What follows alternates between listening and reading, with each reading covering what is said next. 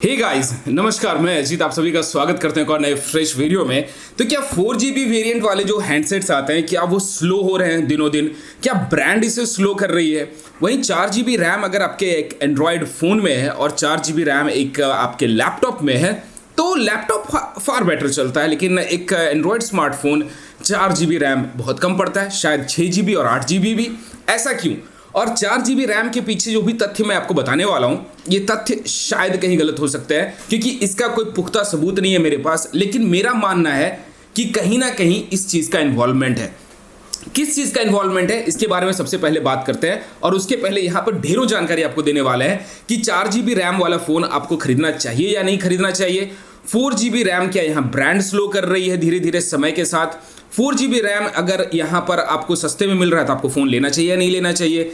In fact अगर 10 से 15 हज़ार रुपये में आपको 6GB या 8GB रैम अगर मिल रहा है तो क्या आपको उसे परचेज करना चाहिए नहीं करना चाहिए सस्ते प्राइस में? तो इस सारी चीज़ों के बारे में बताएंगे। इसके लिए सबसे पहले रिक्वेस्ट करना चाहूँगा कि अगर चैनल पर रहे हैं तो चैनल को सब्सक्राइब करके ऑल नोटिफिकेशंस पे जरूर क्लिक कर ले, क्योंकि मैं इस मज़ेदार वीडियोस आप लोग के लिए लाते रहते हैं। चलिए शुरुआत करते हैं सबसे मोस्ट इंपॉर्टेंट चीज़ 4GB रैम। 4GB रैम यहाँ पर अगर हम बात करें तो आज 2022 में भी 4GB रैम यहाँ पर हमें मिलता है हैंडसेट। और 4GB रैम की अगर मैं बात करूं तो मेजॉरिटी ऑफ दी लोग यहाँ पे 4GB रैम को प्रेफर करते हैं एक बजट कैटेगरी में। अब क्यों इसकी मैं बात कर रहा हूं? क्योंकि एक समय था आज से 1.5 साल या 2 साल पहले की अगर हम बात करें तो पहले 2GB 3GB ऐसे रैम्स आते थे और 4GB एक टॉप नॉच होता था कि 4GB रैम अगर ले लिया तो भाई साहब मतलब आपने दुनिया जीत ली, जंग जीत लिया आपने 4GB रैम लेकर के। लेकिन आज ब्रांड यहाँ पे 6, 8, 12, पता नहीं शायद आने वाले समय में 16, 18 और 20 ऐसे भी हमें देखने को मिल सकते हैं रैम के वेरिएंट्स। तो यहाँ पे सबसे बड़ी चीज़ आती है कि 4GB रैम में आज से 2 साल पहले जो हैंडसेट्स आते थे वो अच्छे खासे चलते थे, उसमें किसी भी तरह का प्रॉब्लम नहीं होता था, लैग नहीं होता था, हैंग नहीं होता था हैंडसेट। लेकिन आज के समय में अगर आप 4GB रैम वाला फ़ोन खरीदते हैं, ब्रांड यहाँ पर अभी बोलती है कि भाई पहले से हमारा हम जो चिपसेट इस्तेमाल कर रहे हैं फार बेटर इस्तेमाल कर रहे हैं। 600 सीरीज़ के जो पहले चिपसेट आते थे उससे कहीं बेटर आज के समय के 600 सीरीज़ के चिपसेट है, जैसे क्वालकॉम का स्नैपड्रैगन 695 एक रिसेंट वन ले लेते हैं। 6 नैनोमीटर टेक्नोलॉजी, माफ कीजिएगा 7 नैनोमीटर टेक्नोलॉजी पे बनी हुई है और ये चिपसेट जो है बहुत सारे ब्रांड्स इस्तेमाल कर रही है। मीडियाटेक की बात करें तो डायमेंसिटी यहाँ पर चिपसेट्स आ चुके हैं, लेकिन डायमेंसिटी की अगर हम बात करें तो उसमें भी 4GB रैम वाले वेरिएंट्स का ऑप्शन है। डायमेंसिटी 800 वाले कुछ हैंडसेट्स हैं उसमें भी मिल जाता है। इनफैक्ट G96, G98, G88 ऐसे बहुत सारे प्रोसेसर्स हैं जिसमें यहाँ पे 4GB रैम देखने को मिलता है। अब यहाँ पे 4GB का लफड़ा ये है कि 4GB का रैम जो यही चिपसेट के साथ पहले आता था तो यहाँ पर हमें better optimization, better performance, better output मिलता था, फ़ोन लैग नहीं करता था, हैंग नहीं करता था। लेकिन आज के समय में ब्रांड का अगर वही 4GB वही कॉम्बिनेशन अगर आप लेते हो with new features like camera वगैरह में भी 64 वगैरह हो गया, 108 मेगापिक्सल हो गया, तो वही चीज लेते हो तो फोन आपका हैंग करने लगता है, आपका फोन यहाँ पे बेटर परफॉर्म नहीं करता है। अगर एंड्रॉइड 11 की हम बात करें तो एंड्रॉइड 11 एक बेसिक क्राइटेरिया हो गया है आज के समय में। कोई भी हैंडसेट अगर आप खरीदते हैं तो एंड्रॉइड 11 सभी लोग ढूंढते हैं मिनिमम कि एक अपडेट उसके बाद हमें एंड्रॉइड 12 मिल जाएगा और हमारा काम बन जाएगा।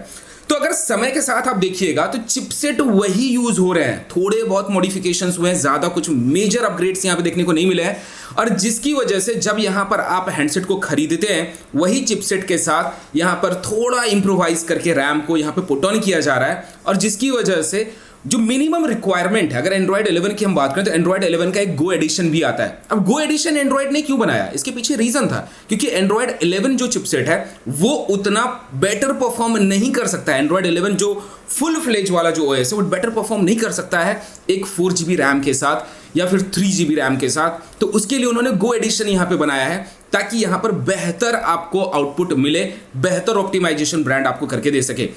लेकिन ब्रांड यहाँ पर अपने हिसाब से तो एंड्रॉइड तो अपने हिसाब से काम कर रही है, लेकिन जब वही मोबाइल मैन्युफैक्चरर्स की बारी आती है तो कहीं ना कहीं ये लोग अपना दिमाग लगा डालते हैं।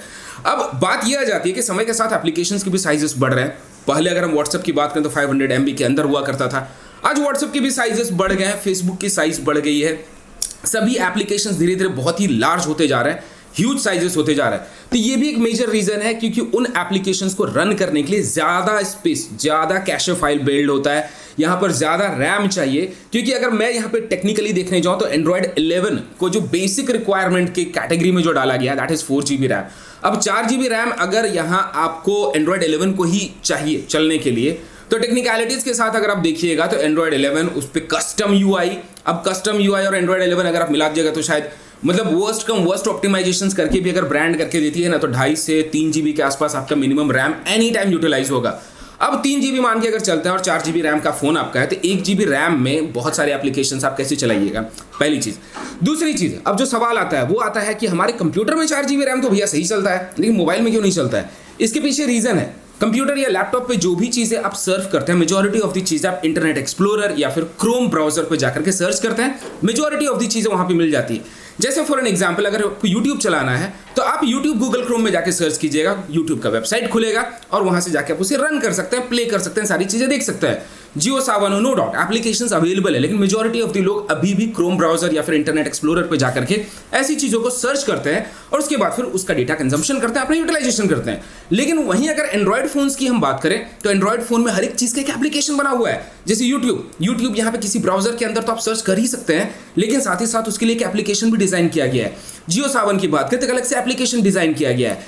वैसे ही यहाँ पर हर चीज का एप्लीकेशन आपको एंड्रॉइड फोन्स के अंदर देखने को मिलता है, जिसकी वजह से मेजॉरिटी ऑफ द पब्लिक की हैबिट होती है कि हम एप्लीकेशंस को ओपन करते हैं, उसे वहां पर डेटा कंज्यूम करते हैं या फिर उसे इस्तेमाल करते हैं और इस्तेमाल करने के बाद फिर उसे छोड़ देते हैं। तो बैकग्राउंड में वो रन होता रहता है और बैकग्राउंड में रन होने की वजह से क्या होता है कि रैम कंजम्पशन यहां पर बढ़ता है, और जैसे ही रैम कंजम्पशन बढ़ता है तो यहां पर आपका फोन स्लो होना चालू हो जाता है।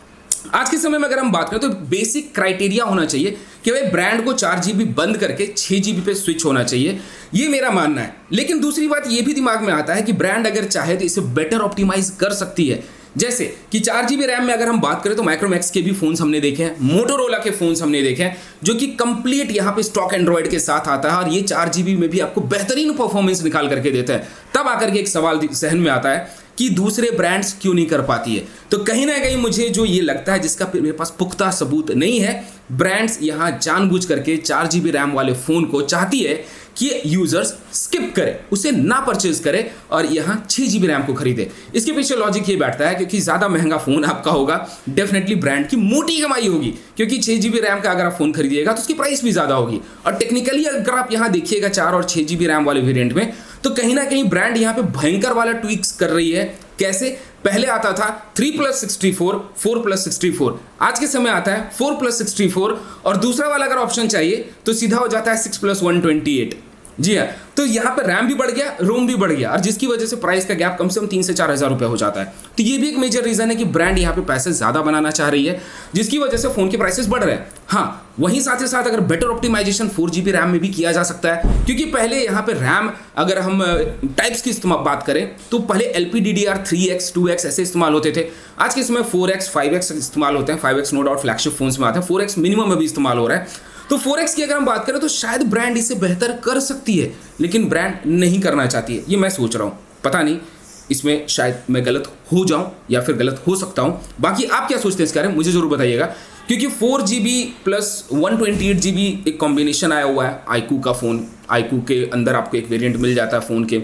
अब 4+128 बहुत ही तगड़ा है, स्नैपड्रैगन 695 का चिपसेट है, लेकिन जब वहीं परफॉर्मेंस की बारी आती है तो परफॉर्मेंस कहीं ना कहीं आपको जिटरनेस, कहीं ना कहीं स्लोनेस दिखता है।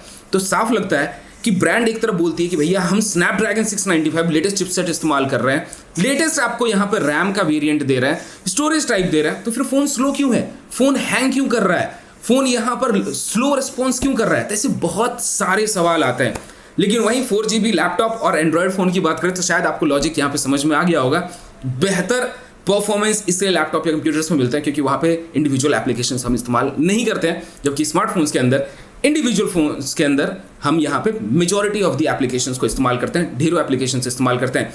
अब एक लिमिटेशन होती है। फॉर एग्जाम्पल अगर मान लेते हैं कि 6 GB का रैम का आपके पास फोन है, अब इस फोन के अंदर इसकी कैपेसिटी है कि 20 ऐसे एप्लीकेशंस हैं जो कि अगर 20 एप्लीकेशंस को हम डिवाइड कर देंगे 6 GB रैम के साथ तो आसानी से चल सकता है। जो भी मिनिमम रिक्वायरमेंट है वो थ्रेशोल्ड पूरा हो रहा है। लेकिन जैसे हम एक कीस्वां डालेंगे और बैकग्राउंड में वो 20 एप्लीकेशंस अगर ओपनड हैं तो कहीं ना कहीं वो 6 GB रैम भी कम पड़ेगा। तो इससे हमें क्या निकल के आता है?